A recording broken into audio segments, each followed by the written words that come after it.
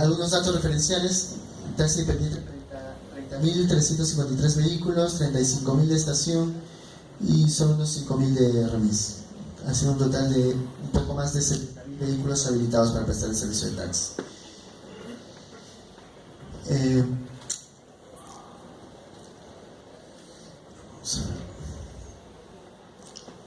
Quisiera... sí. Con respecto a las características, por ejemplo, el taxi remis, no es exigible las características que en el taxi independiente. ¿Debería llevar cinta reflectiva? Gracias por la pregunta.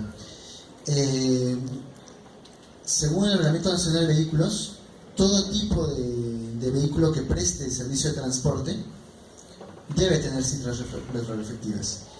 Y eso también implica que el servicio de taxi remis, que los vehículos que prestan servicio de taxi remis deban de tener las cintas retroreflectivas. De hecho, la ordenanza que regula la prestación de servicio de taxi hace una remisión a que, además de las condiciones que están establecidas en dicha ordenanza, se debe cumplir con aquellas obligaciones que están establecidas por los reglamentos nacionales. Y con ellas se refiere al Reglamento Nacional de Administración de Transporte y al Reglamento Nacional de Vehículos. Entonces sí están obligados a tener también las cintas retroreflectivas el taxi remis, ¿no? ¿Por qué se hace esta distinción de taxi remis? Y es buena la pregunta, porque normalmente el taxi remis no lleva algún tipo de identificación del vehículo, no tiene elementos distintivos exteriores, pero sí interiores, sin embargo, porque también existe la obligación de que el taxista tenga una ficha en el lado posterior de su asiento que indique sus datos personales y los datos de la autorización que se ha otorgado. El taxi remis también, entonces es un distintivo interno, pero externo normalmente no lo tiene. No tiene unas láminas en los lados laterales a cuadrículas, como el caso de taxis independiente de estación.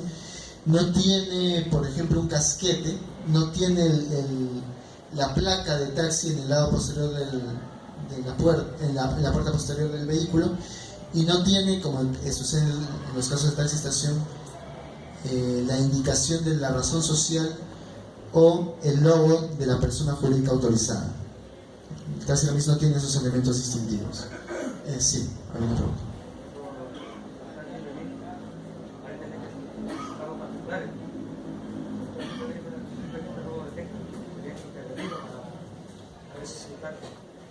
Así es.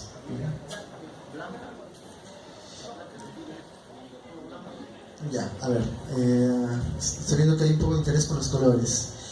En principio, cuando se expidió la ordenanza, se estableció que los vehículos debían cumplir ciertos colores en específico. La carrocería, me refiero, al vehículo. Para el caso de taxi independiente se dijo que los vehículos debían ser íntegramente de color amarillo, y para el caso del taxi estación se dijo que debían ser íntegramente de color blanco. Sin embargo, esa obligación se suspendió, ¿no? Y actualmente se encuentra suspendida. Pero lo que se señaló es que en lugar, suplementoriamente al color de la carrocería, deberían tener estas láminas, ¿no?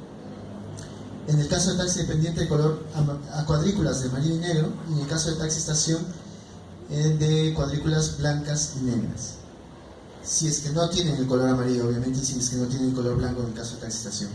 Para el caso de taxi remis, no se establecieron un color definido, sino que se dijo que el vehículo podría ser de cualquier color, el color de fábrica, y si es que estaba interesada la persona jurídica autorizada, podía escoger un color determinado e inscribirlo en la Gerencia de Transporte Urbano, y entonces todos sus vehículos tendrían que tener el mismo color. Hasta la fecha no hay ninguna que haya adoptado esa opción.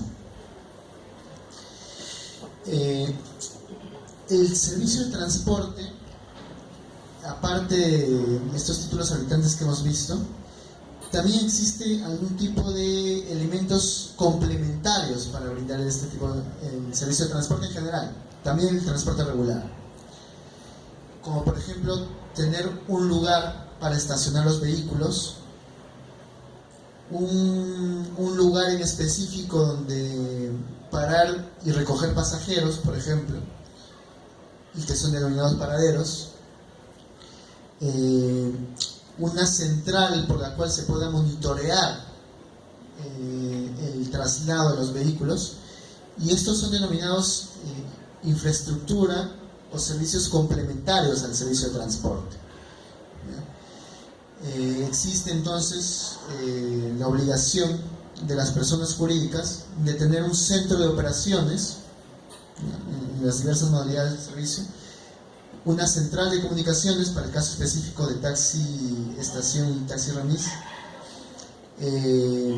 Existe movilidad urbana por parte de,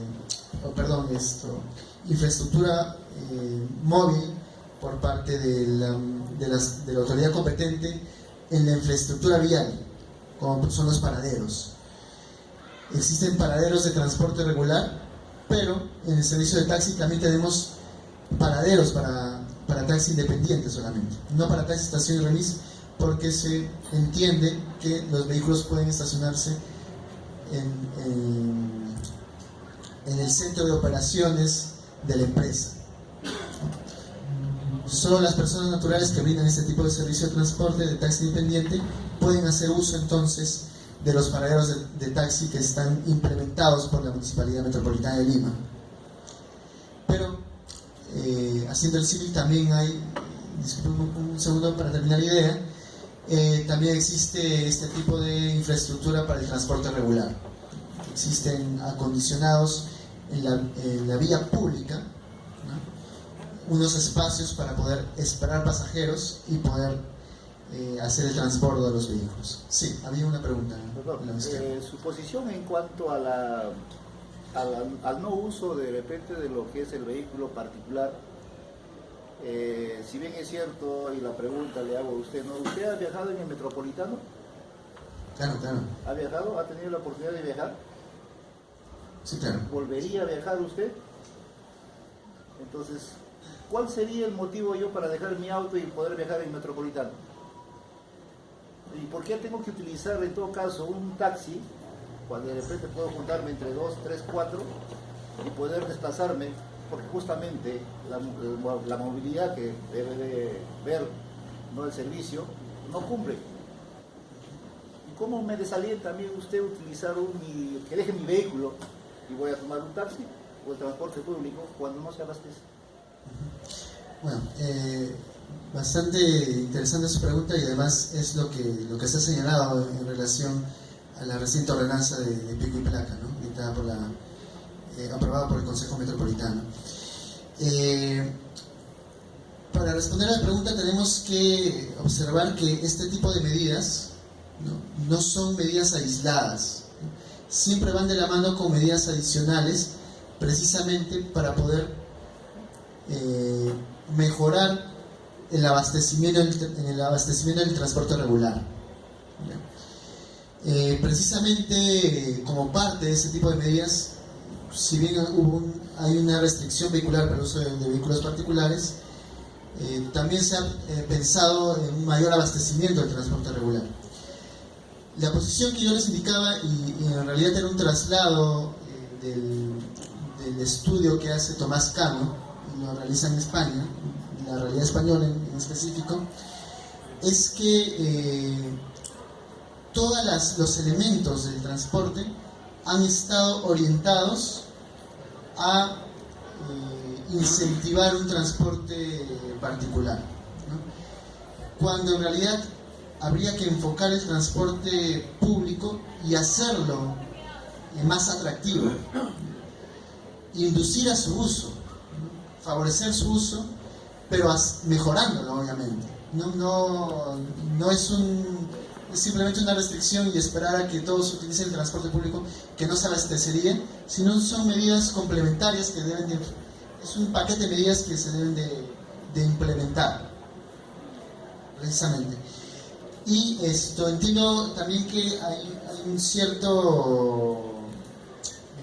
una cierta fijación en relación al denominado taxi colectivo, que es una modalidad de transporte informal, porque finalmente se hace uso del vehículo. Pero necesario. Exactamente, se hace uso de todo el vehículo, y no solo como les comentaba, el transporte de taxi es un transporte individual por definición.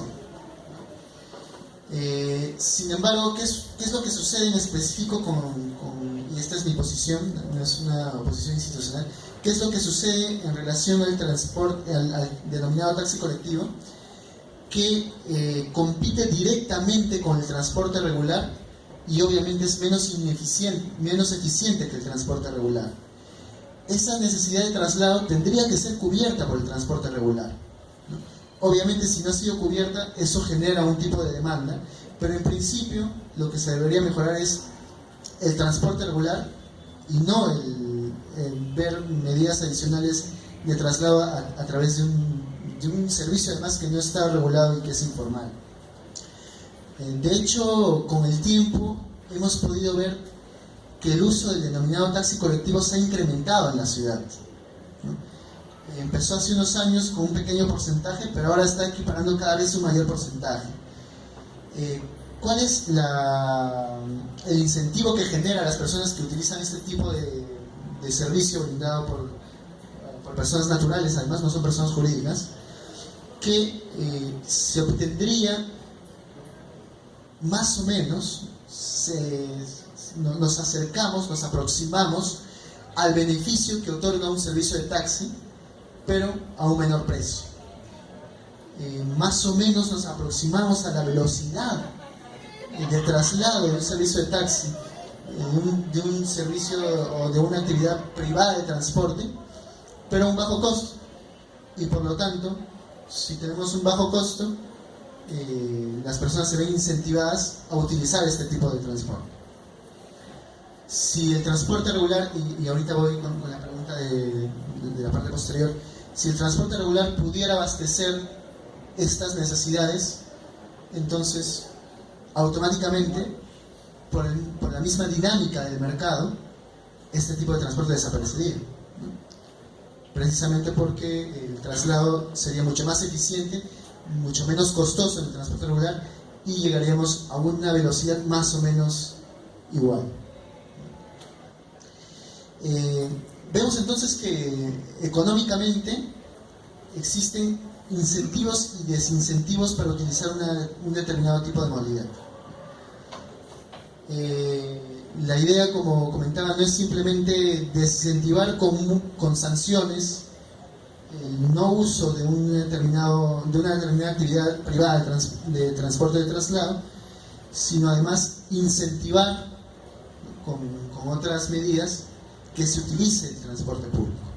Siempre van de la mano medidas de incentivo y desincentivo. Había una pregunta en la parte de atrás.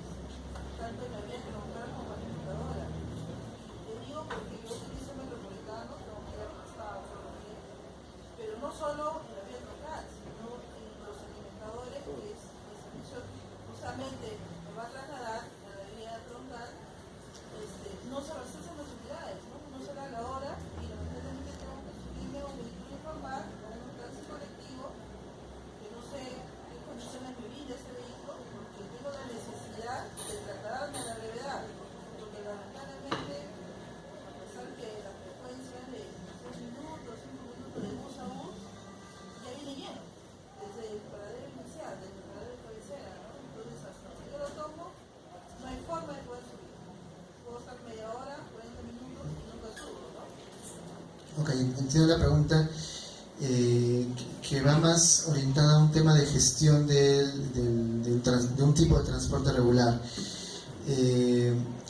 Sin embargo, yo ahorita no puedo dar una posición institucional, obviamente no vengo por parte de una institución. Tampoco hay un conflicto de intereses ahí al momento de opinar.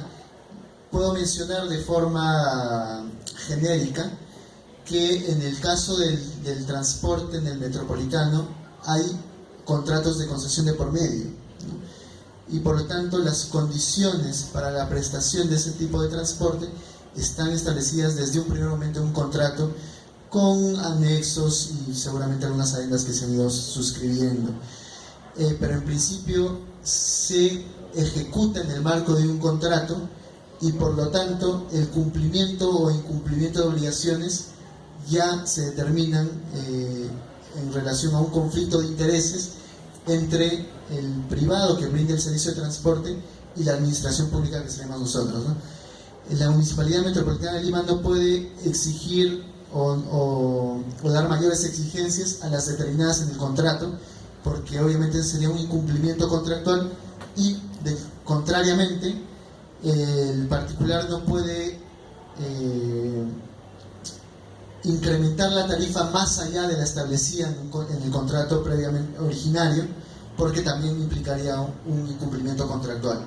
Entonces, esto ya es en el marco de la ejecución de un contrato entre la administración pública, en este caso la Municipalidad Metropolitana de Lima a través de Protransporte, y la empresa de transportes en específico, ¿no?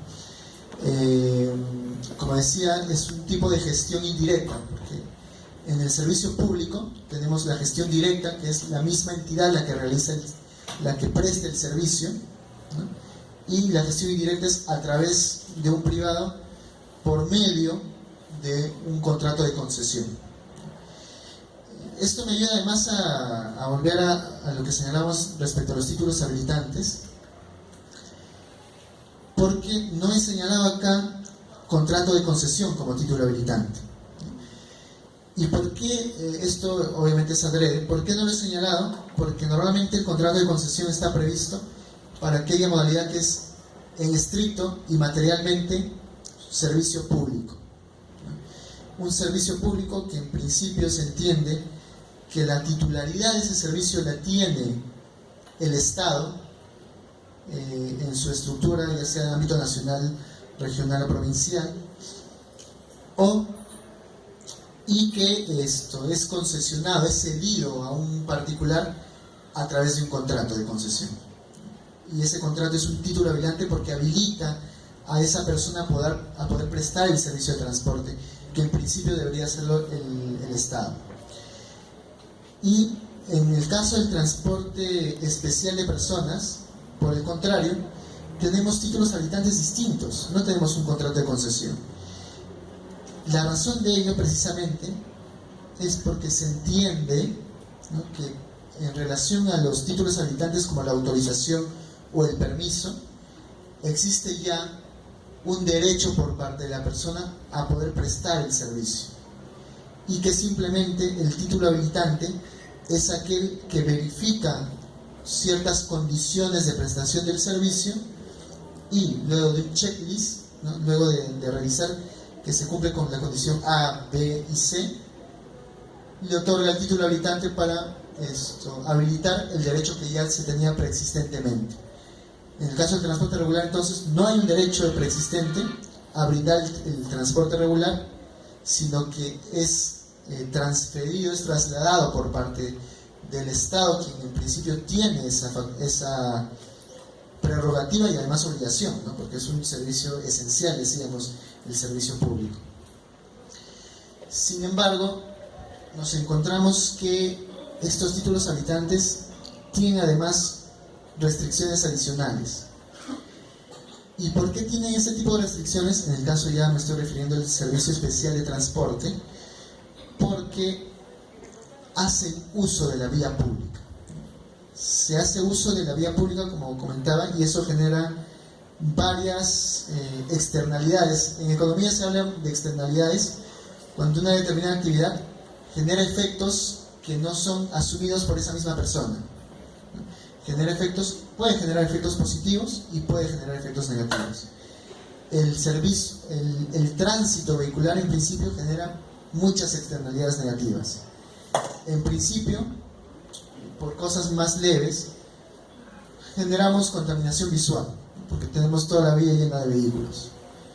Segundo, tenemos una contaminación sonora, porque como somos tan respetuosos de las normas, a cada rato tocamos los claxons. Tenemos ya subiendo de grado, una contaminación medioambiental, no porque se contamine el aire con la combustión que se realiza y con la emisión de gases de efecto invernadero al medio ambiente. Y más allá, cuando no se cumple, por ejemplo, el requisito de que el servicio de transporte debe ser prestado con vehículos como máximo de 15 años de antigüedad. Y a veces han habido prórrogas, ¿no? Por ejemplo, el Ministerio de Transporte y Comunicaciones emitió un cronograma y actualmente hay vehículos todavía desde el 96 que siguen brindando servicio de transporte.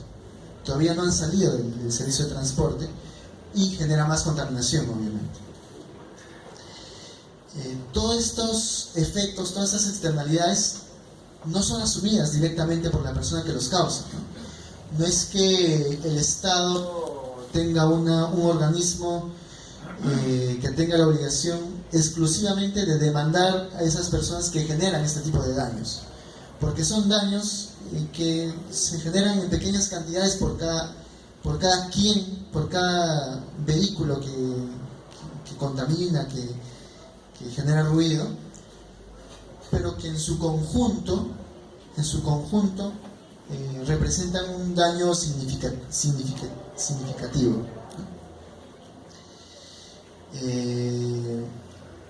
Este tipo de externalidades son las que justifican precisamente que hay una regulación de por medio y que además haya restricciones al momento de otorgar títulos habilitantes, ¿no? La autorización de servicio, por ejemplo, ya que se va a utilizar la vía pública, la infraestructura pública, podría ser restringida en número, ¿no? Porque si autorizamos un número mayor al que nos permite nuestra vía, entonces eso significaría que generaríamos tráfico, ¿no? Generaríamos mayor tráfico. Esa es una de las razones, por ejemplo, para que los títulos habilitantes no se otorguen a diestra y siniestra a todo aquel que cumple con las condiciones del vehículo, en principio, sino que también puede ser restringido en número y por tanto generemos una mayor regulación y condicionamiento para prestar el servicio de transporte. Sí, había una pregunta. Allá. En este momento, si bien es cierto, tenemos en este un problema de congestión, no tanto es porque se hayan emitido títulos habilitantes. Lo que tenemos son vehículos informales que equiparan en cantidad a los vehículos formales que han sido habilitados. Así es. La responsabilidad está pues en la autoridad. No recuerdo el nombre ahorita, pero había un autor italiano, ¿ya? Nicola... no recuerdo ahorita. No era Nicola Porcella. Estamos hablando de un italiano, de un jurista italiano, que señalaba que toda norma debe tener una contrapartida sancionadora y que debe ser efectiva, ¿no? La norma es tal cuando existen instrumentos para hacer que se cumpla y además que se cumpla efectivamente. No solamente basta con emitir una obligación, regular una obligación, sino que también con más razón hará falta que esa obligación sea cumplida por los particulares, en principio de forma voluntaria, y si es que no lo cumplieran, que existan las medidas legales o administrativas para poder exigir su cumplimiento. No quiero ahondar mucho en cuál es nuestra cultura de cumplimiento de la normativa jurídica, porque seguramente ya la conocemos todos nosotros. No solamente en el ámbito del transporte, seguramente hemos visto que en los demás sectores también hay un cierto sabor de incumplimiento sistemático, ¿no? Pero efectivamente es un problema, creo yo, de índole cultural, además, pero que poco a poco podría cambiarse precisamente con instituciones más rígidas que puedan hacer efectivo el cumplimiento de su normativa. Ya más o menos acabando la exposición. Tenemos, a ver, sí, había una consulta adicional.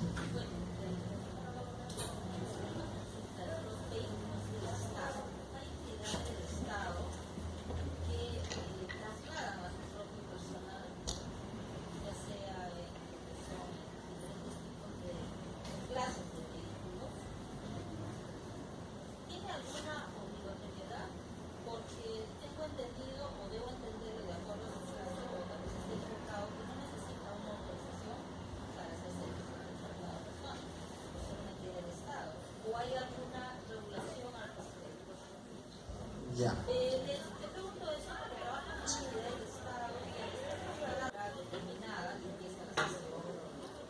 Han sido paradas las rutas y han sido bajados los señores magistrados, pese a que se han identificado, se han presentado, y uno de los vehículos fue trasladado a una cosa. Posteriormente fueron llamados y recién hicieron la entrega del vehículo, indicando que se habían equivocado, entre comillas. Pero ese equivocado debieron haberlo previsto antes, o quizás tengan que cumplir con algún requisito adicional. Claro.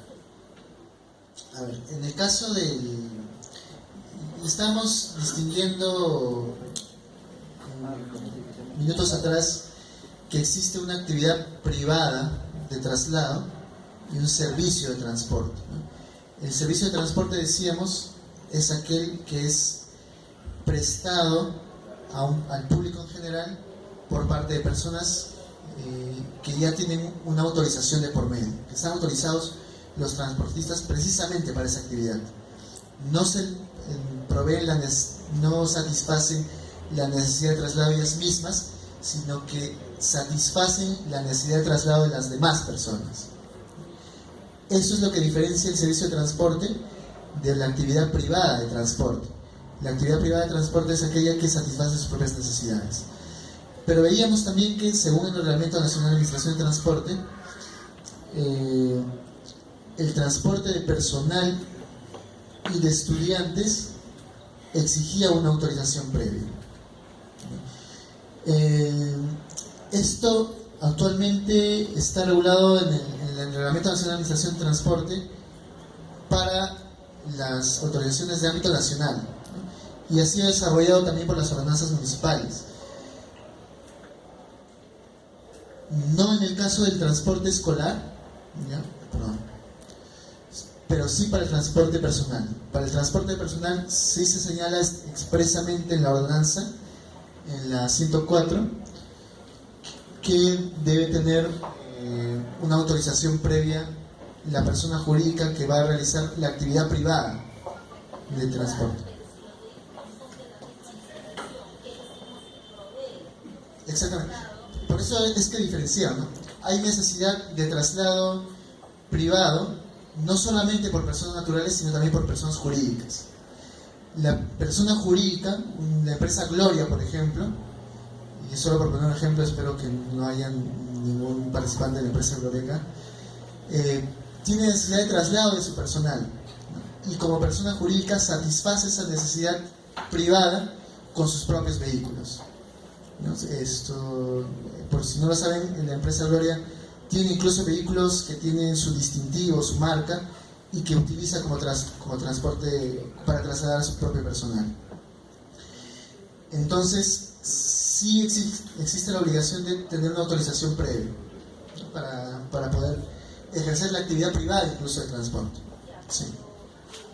Para el Estado, que tenga que trasladar, también debe tener una autorización. Bueno, para el Estado sí, esto es un tema un poco más complejo. Tiene que dar el ejemplo. Yo me animaría a decir que sí, porque en principio cuando las normas definen o establecen que debe haber la persona jurídica para realizar esta actividad debe de tener autorización, no hace distinción entre personas jurídicas del ámbito privado y personas jurídicas del ámbito público, ¿no? Salvo que exista una norma especial que exima de esta obligación, yo ensaidaría la respuesta de forma afirmativa. Precisamente dentro del concepto de persona jurídica no solo tenemos a las empresas y asociaciones en el ámbito privado, sino también tenemos a las entidades públicas. Las administraciones públicas son personas jurídicas de derecho público. De hecho, las leyes que crean los organismos públicos señalan que por la presente ley se crea la persona jurídica de derecho público tal, ¿no? Más o menos esas son las leyes de creación de las diversas entidades públicas que tenemos. Sí, había otra pregunta. Sabemos que el servicio de taxi independiente y reutilización llevan una cinta restrictiva en el servicio de taxi remis, en la ordenanza 1624, establece que no debería llevar la cinta restrictiva, ya que un policía podría parar a un taxi remis por la placa y al sacar el certificado de operaciones y no ver que está la cinta restrictiva lo podía sancionar. Ya. Como veíamos, en el caso del transporte de taxi y también de las otras modalidades de transporte, existen obligaciones que las establece el mismo Reglamento Nacional de Vehículos y el Reglamento Nacional de Administración de Transportes. En el caso del servicio de taxi, en general, para todas las modalidades, en el Reglamento Nacional de Vehículos, si mal no recuerdo, el artículo 26, establece que una de las obligaciones es llevar precisamente las láminas retroreflectivas para cualquier modalidad, ¿no? Para todas las modalidades, Menos incluso Uber. para el remis. Menos Uber. Bueno, ya que hemos tocado el tema de Uber, Justamente. voy a hablar un poco también de eso, ya que se ha tocado. Una acotación. Sí. En todo caso, la informalidad está a flor de piel. ¿Por qué? Justamente porque las autoridades no hacen, digamos, énfasis al artículo 3 de la ley 27.181, que dice, ¿no? Esa ley dice satisfacer las necesidades del usuario. Y la pregunta es, ¿no?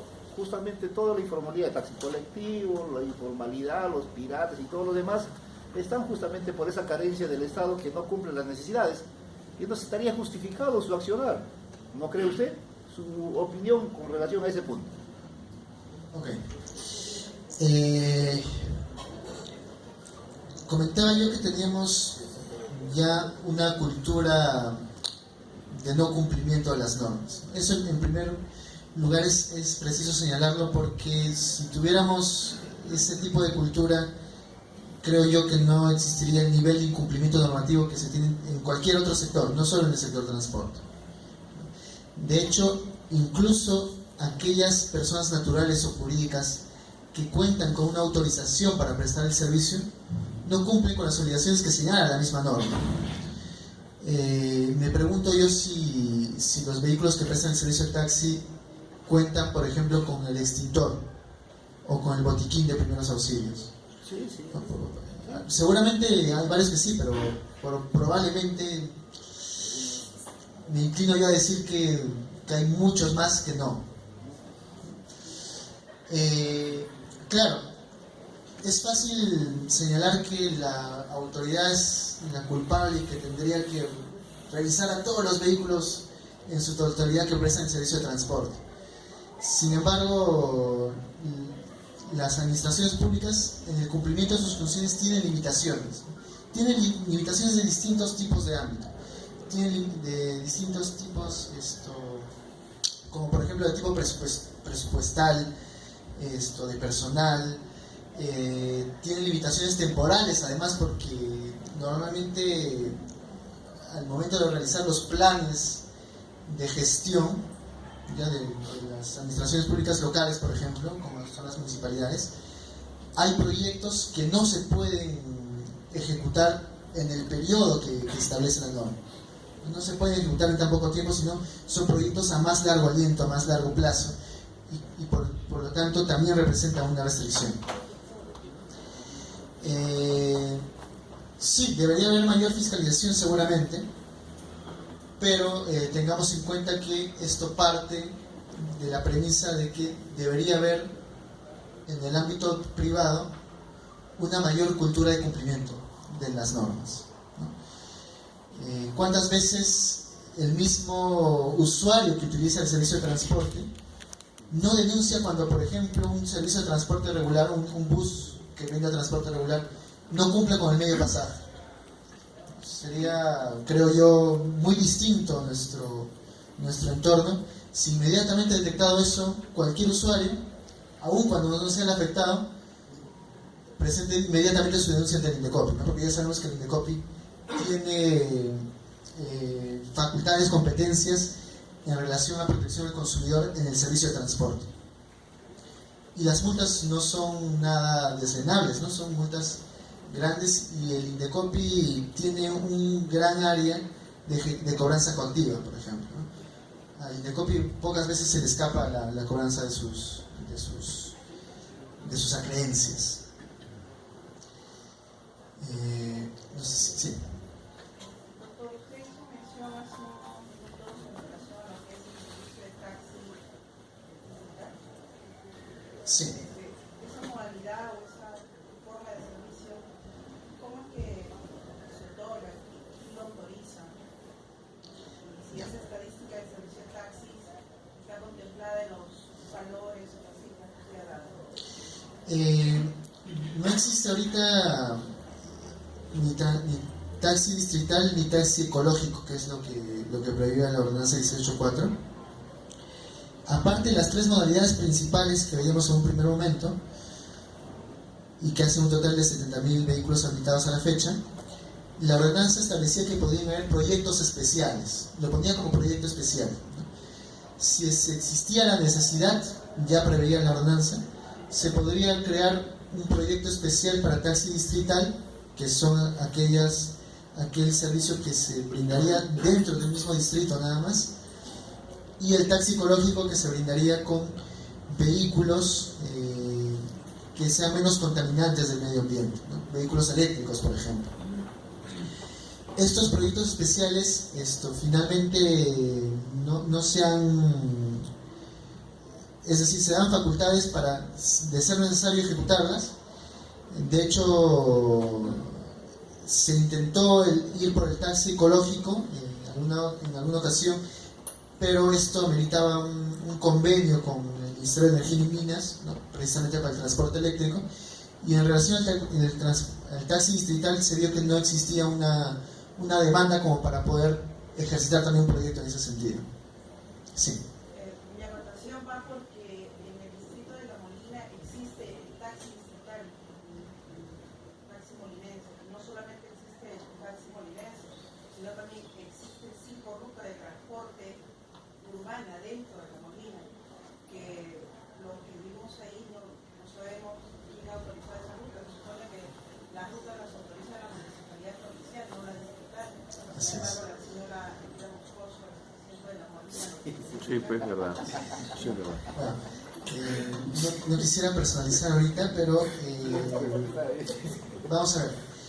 Decíamos que el servicio de taxi, y esto quisiera que lo tomemos con seriedad, por favor, porque lo amerita.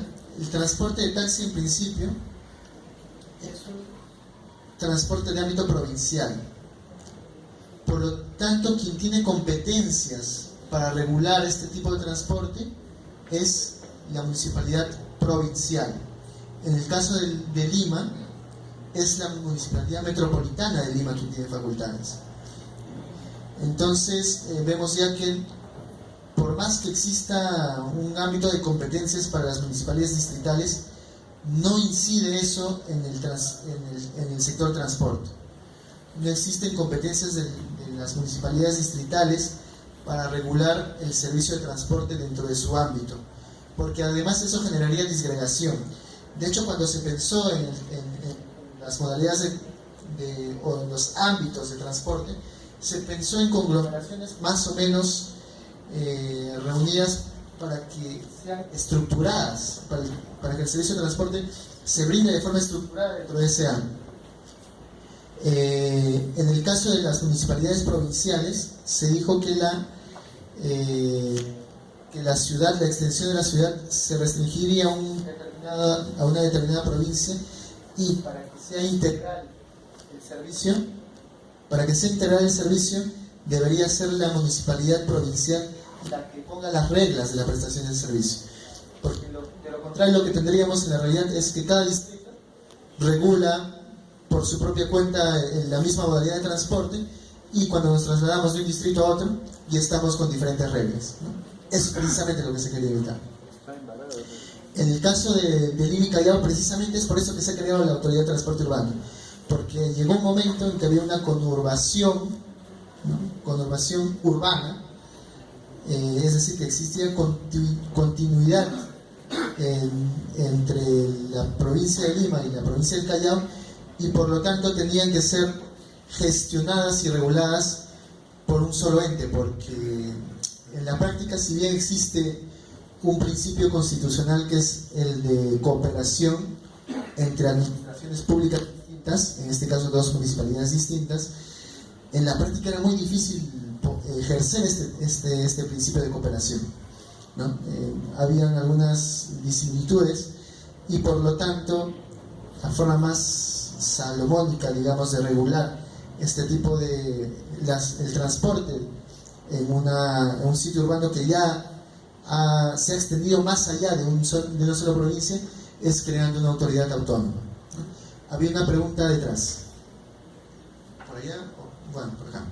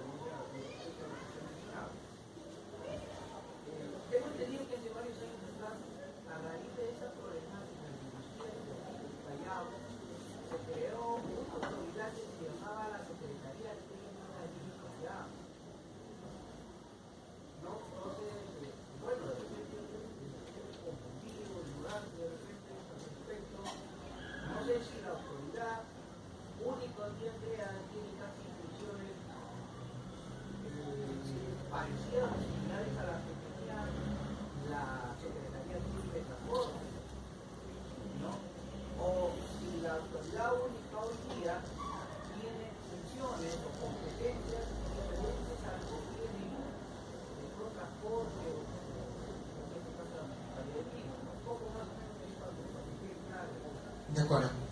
Voy a comenzar por la segunda pregunta porque es para continuar más o menos con lo que estaba explicando sobre la Autoridad de Transporte Urbano.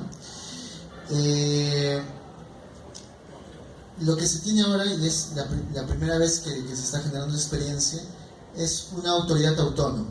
Una autoridad autónoma que no depende de funciones atribuidas a otras entidades, en este caso Municipal de Lima, Municipal de Callao, y que por sí sola puede tomar decisiones.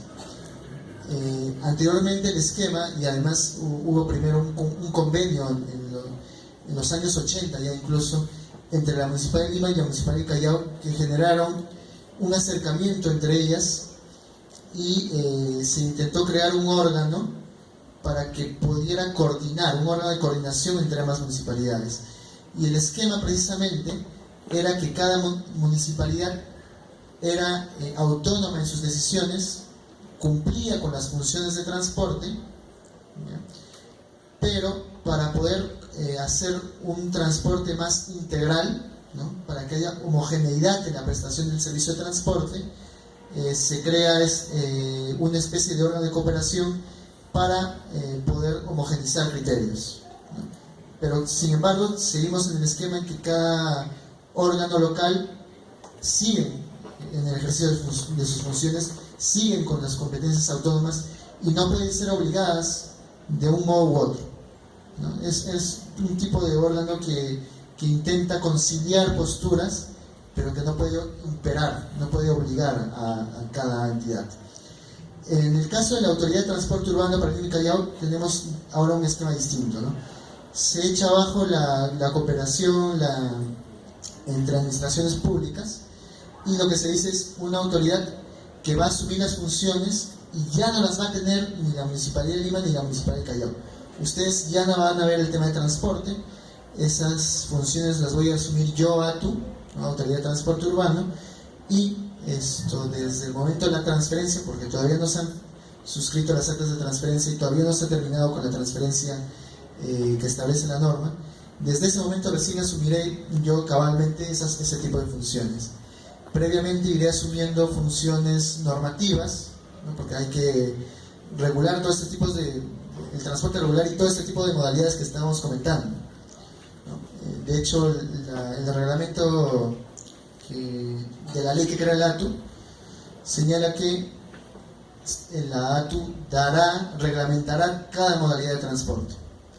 Entonces probablemente seamos testigos posteriormente de un reglamento para cada modalidad de transporte, o tal vez una modalidad para todo el transporte especial.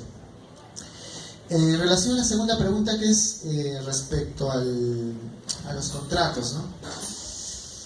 Es un tema un poco complicado, porque pueden haber circunstancias que hagan que el contrato incluso sea resuelto, ¿ya?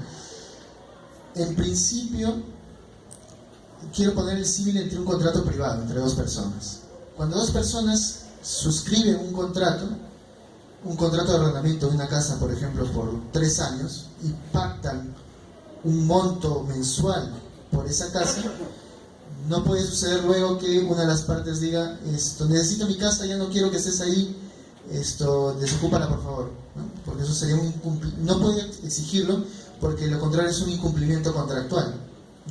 De la otra parte, la persona que está pagando una determinada renta no puede decir luego que va a pagar una menor renta, y la otra parte no le puede decir que pague una mayor renta de la que ya ha sido pactada, porque está establecido en el contrato. El contrato es un acuerdo de voluntad y por lo tanto regula a posterior todas las circunstancias que van a surgir en la ejecución de ese contrato. Obviamente no todas las condiciones están pactadas en el contrato, sino que normalmente podemos revisar que hay normas que cuando las partes no dicen nada respecto a un punto son aplicables. En principio, los contratos privados sería el Código Civil. En los contratos con la administración pública también existe un cierto tipo de lógica parecida. La elección del contratista normalmente está sujeta a una selección, a un procedimiento de selección. Y por lo tanto, para la formación del contrato, primero hay un procedimiento previo de selección de la parte con la cual se va a suscribir el contrato. Luego de seleccionado, y normalmente eso es a través de la ley de contrataciones con el Estado, se selecciona el contratista. Se suscribe el contrato. Normalmente los contratos son planteados por el Estado en base a un estudio previo. De hecho, el OCE, que es el organismo supervisor de contrataciones con el Estado, ya tiene contratos modelo, ¿no? que son aplicados normalmente para bienes, servicios y obras. Entonces se utilizan estos formatos de contratos y al momento de suscribirlos se puede negociar respecto a algunas cláusulas. Entonces empieza ya definido quién va a ser el contratista, empieza una redefinición de las cláusulas que en principio no son las esenciales, porque de lo contrario estaríamos cambiando las reglas del procedimiento de selección, ¿no? Estaríamos, por ejemplo, no se podría pactar, no se podría modificar el pacto de la tarifa o de la contraprestación. ¿Por qué? Porque precisamente al momento del procedimiento de selección se dijo, este servicio, por ejemplo, si es un servicio, tendrá tales, tales y tales características. Y uno al momento de participar en el procedimiento de selección dirá, con estas condiciones yo ofrezco tal precio. y luego no puede venir al momento de las negociaciones modificar esas condiciones, porque de lo contrario hubiera yo propuesto un precio distinto, obviamente. Eso vulneraría el principio de igualdad, ¿no?, en la selección de los contratistas. Una vez suscrito el contrato público, el contrato administrativo, entonces se regula como tal cual un contrato privado. Hay obligaciones que deben ser cumplidas de una y de otra parte. El mecanismo de solución en caso de conflicto es el arbitraje, y lo importante de señalar aquí es que hay si el Estado dijera ya no quiero que este servicio tenga estas condiciones, sino estas otras condiciones adicionales, lo que genera eso es un incumplimiento contractual, como les comentaba. Y además que se está volviendo a configurar lo que debió haberse visto en un procedimiento de selección. Dicho sea de paso, eso afecta a la igualdad que hubo en el procedimiento de selección, ¿no? Pero hay algo adicional además, que tampoco el privado puede imponer obligaciones adicionales al Estado. No le puede decir, yo he sido contratado para construir esto, pero he construido esto adicional. Estado, págame por favor porque ha salido de mis arcas y por lo tanto tú tienes que hacerte responsable de ello. Eso no lo podría hacer así nada más un privado. Sin embargo, es posible que en la ejecución del contrato se realicen adendas, ¿no? Se realicen renegociaciones, se sienten las partes a negociar nuevamente para cuando las circunstancias han cambiado y se hace necesario una modificación del contrato. Nuevamente, esas modificaciones no podrán cambiar las condiciones esenciales que fueron objeto del procedimiento de selección al inicio, porque si no, tipo caso Odebrecht, tendríamos que se hacen obras adicionales cuando eso no fue establecido en el contrato y se elevan los precios, ¿no? Se elevan los precios, hay una contraprestación mayor, y además al parecer se presume que este tipo de adendas se habrían celebrado bajo un ala de corrupción. Pero sí, es posible modificar los contratos, también un contrato privado de arrendamiento, si las partes se ponen de acuerdo. Esa es una de las soluciones precisamente de conflictos, ¿no? Cuando hay un conflicto de intereses, las partes se sientan a conversar, aunque son pocas veces en el caso del Estado, y determinan una modificación del contrato. Sin embargo, si hay una situación excepcional, se señala que el Estado podría incluso, bajo determinados parámetros, rescindir el contrato y elegir otro contratista bajo ciertas circunstancias, pero son circunstancias excepcionales. Se señala la norma, la ley de contrataciones con el Estado en realidad no la regula, porque se entiende que eso estaría bajo el Estado imperio, se señala. Es una posición que nace de experiencias foráneas en realidad, ¿no? De hecho es de la experiencia europea que se ha traído a colación a esto, pero se dice que dentro de determinadas circunstancias la imperatividad del Estado, su posición exorbitante, haría que pueda incluso modificar unilateralmente el contrato, pero si es que se modifica el equilibrio económico del mismo, tendría que resarcir ese desequilibrio al contratista.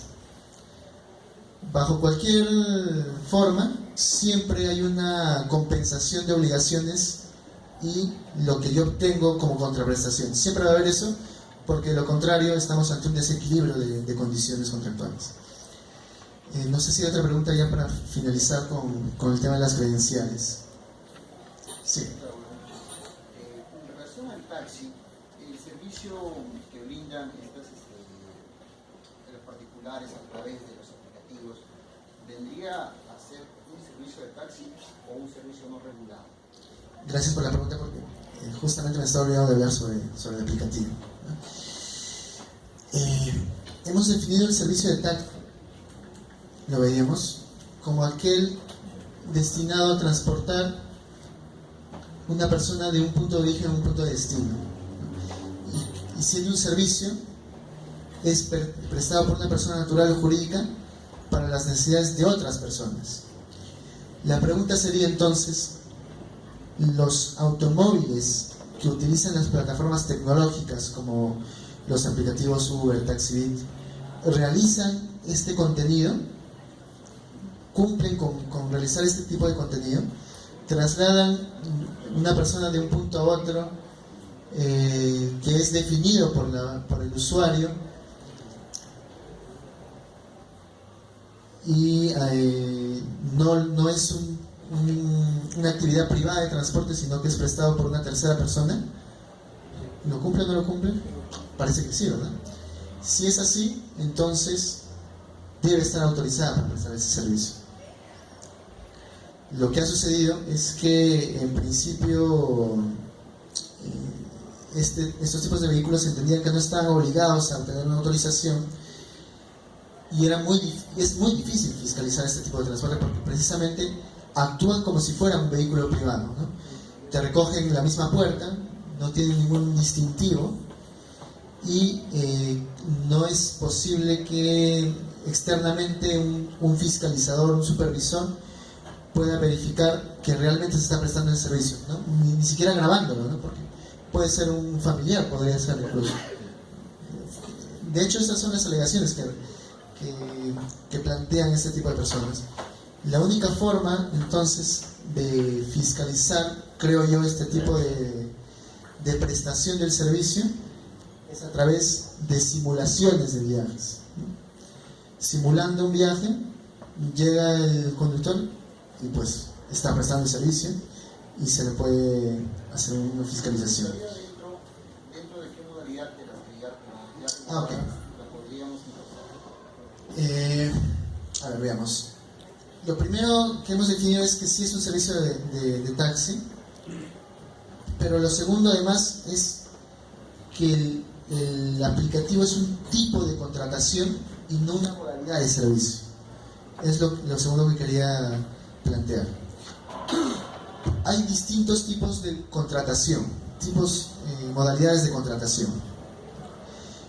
Yo, por ejemplo, podría contratar el servicio de taxi levantando la mano en la vía pública para que me haga la parada de destino. Y acordamos un precio y termina de contratar el servicio de taxi. Otro tipo de contratación podría ser a través del celular. Ese mismo día, el taxista me da su número telefónico, su número de celular, utilizo el celular y lo llamo cuando necesito el servicio. Y le digo, señor taxista, por favor recójame en tal punto a tal hora porque quiero contratar sus servicios, y quedamos a un precio. Es un tipo de contratación. La tecnología ha hecho que existan empresas que han puesto a disposición plataformas para poder agilizar la contratación, facilitan la contratación, y uno ingresa a su aplicativo, selecciona el punto que quiere ir y se genera un contrato de taxi en ese momento, de prestación de taxi. Entonces vemos que en principio no es que estemos forzosamente a una determinada modalidad de prestación del servicio, sino que más bien es una modalidad de contratación, es un tipo de contratación. No estaría en ninguna de las modalidades. Podría prestarse con cualquiera de las tres modalidades, pero en principio... Eso digo, porque yo también cuando hice el análisis de esto, dije, bueno, si no se encuentra ningún sujeto, ninguna ruta en el área, me quedó la duda en el inventario porque la mayoría, no sé si todos, usan el Waze. Entonces eso hace que el servicio sea más eficiente en determinados tramos Pero no es una ruta definida, muchas veces. Claro, a ese punto, a eso también iba, ¿no? Si está definido o no lo está, pero bajo el punto de vista de eficiencia y menor tiempo de viaje, debería de estar, ¿no? Aparte, ahora se está exigiendo la formalización de estos servicios, que puede ser para bien, que puede ser para mal, no lo sé, pero creo que el servicio como estaba mucho mejor, bueno, no sé mucho mejor, pero mejor que el servicio regulado. el servicio regulado está con ciertos requisitos que muchos no lo cumplen. O sea, hacen exigencias que son totalmente, a veces, en ciertas ocasiones, digamos, desmedidas para el servicio. El otro, la plataforma le exige una cantidad no tan antigua de años, me parece que son 10 años o mucho. Entonces tienen vehículos nuevos, seminuevos, de 5, 6, 7 años, que son relativamente nuevos, los neumáticos están bien, la carrocería está bien, como te digo, tienes el conductor generalmente se guía por el Waze y haces un viaje en 10 minutos a un determinado punto. Si tú quieres conseguir o contratar el taxi bajo esta modalidad regular, ¿no? La regulada, o llamas, como lo has dicho, a una estación, llamas a la estación te dice, señor, en media hora le enviamos un taxista. A diferencia del otro, que está en el perímetro y se aparece en 5 minutos. Entonces, vamos por el punto de vista de eficiencia, que es lo que finalmente es el objeto de la ley 181, ¿no? Está el servicio adecuado al usuario. Entonces, ahí habría que ver, no tan un análisis reglado de las normas, sino desde el punto de vista que existe el marco general, ¿no? Servicio y eficiencia. Dicho sea de paso, la ley, además de señalar que uno de los principios es la eficiencia en la prestación, también señala que se tiene que cumplir con los reglamentos nacionales, ¿verdad? Con el Reglamento Nacional de Vehículos y con el Reglamento Nacional de Administración de Transporte, en principio, que son los dos ejes que regulan la prestación, no solo del servicio de transporte, sino también del transporte particular o la actividad particular de transporte. El detalle es que la mayoría de exigencias, de obligaciones, están establecidas por el Reglamento Nacional de Vehículos y por el Reglamento Nacional de Administración de Transporte. Las ordenanzas municipales han recogido estas exigencias y prácticamente no imponen ninguna obligación adicional de las que ya están establecidas en los reglamentos nacionales. Y los reglamentos nacionales, como por ejemplo el Reglamento Nacional de Vehículos, imponen estas obligaciones precisamente pensando en un tema de seguridad e integridad de los pasajeros, porque es un servicio prestado a la colectividad, ¿no? Que puede ser asumido por cualquier persona, ¿no? En el caso del transporte turístico, cualquier tipo de turista que tenga interés en hacer uso o visitar el centro turístico. Entonces, está dirigido al público en principio. Igualmente el transporte escolar, ¿no? Está dirigido a todos los centros educativos que tengan interés en trasladar a sus estudiantes. Entonces está ofrecido a un conjunto, a una colectividad. Por lo tanto, el mismo Reglamento Nacional de Vehículos ya establece parámetros para resguardar la seguridad e integridad de esos pasajeros, ¿no? Precisamente es por eso que se exige una autorización previa, una habilitación del vehículo a través de la tarjeta única de circulación, porque de lo contrario tenemos vehículos que probablemente no estén cumpliendo esas condiciones, pero que aún así estén prestando el servicio de transporte, ¿no? Eso es precisamente lo que se piensa que está sucediendo en el caso de los que no están autorizados y contratan el servicio por los aplicativos. No necesariamente, sin embargo, ¿no? Porque hay obligaciones del tipo de identificación, como veíamos, pero en principio eso ayuda a ordenar mejor el servicio de transporte, ¿no? El tema del casquete, por tema de seguridad también. Si convenía regular o no a los aplicativos o a las plataformas, o si a través de hay que diferenciar. había un sentido de hacer, como te digo, ¿no? bajo el punto de vista de eficiencia, de regular estas plataformas. Que no hacen el servicio, pero son intermediarios, ¿no? Entonces, ¿cabría la posibilidad de regular estas plataformas? Claro, de hecho hay una ley ya aprobada por el Congreso que regula las personas jurídicas administradoras de plataformas para taxi. Ha sido observada por el Ejecutivo y hasta ahorita no se han absuelto esas observaciones, pero ya, en principio ya había sido aprobada por el Congreso, pero es una ley que regula a las administradoras, ¿no? Esto regularía a Uber, a TaxiBit, a Cabify, pero no a los vehículos que prestan el servicio, porque los vehículos o las personas que prestan el servicio igual siguen regidas por las ordenanzas municipales, por el Reglamento Nacional de Vehículos, por el Reglamento Nacional de Administración de Transportes. Tendrías aquí establecer responsabilidades.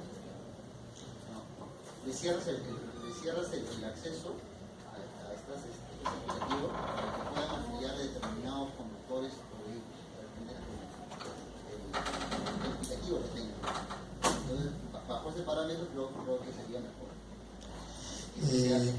Tendría que haber, no he leído ese proyecto. Claro. El proyecto es simplemente una reglamentación bastante general de que estas administradoras tengan un registro y deben de tener la relación de los vehículos que utilizan sus plataformas, ¿no? Es decir, no es una regulación que aborde la prestación del servicio de transporte en específico, porque no es su finalidad. Su finalidad simplemente es dar algunos puntos para que exista un registro de todas esas administradoras, generar algún tipo de control, pero no incide sobre la prestación misma del servicio de transporte, que ya está regulada por el Reglamento Nacional de Vehículos, Reglamento Nacional de Administración de Transporte, con más exactitud, y en particular con la ordenanza 18.4 que regula el servicio de taxi en Lima Metropolitana. Dentro del RENAC también existe, aparte de estas modalidades, también el transporte social. Así es. Se dice que el transporte social, como servicio especial de transporte, lo comentaba en un primer momento, sería también una de estas modalidades, pero finalmente lo único que señala RENAC es que deberían tener condiciones, o podrían tener condiciones especiales, ¿no? Recuerda que lo reconoce, pero no lo desarrolla. No lo desarrolla, exactamente. Y tampoco hay ordenanzas municipales que regulen este tipo de Desde transporte. el punto de vista de la accesibilidad universal, debería de estar. Claro, pero ahí tenemos que ver, porque el servicio especial, la misma norma lo definía, no es ni obligatorio ni universal. Entonces también el transporte social está dentro de ese marco, ¿no? Y dentro de esas características que en realidad son negativas y no definen en realidad ese transporte. Muy bien.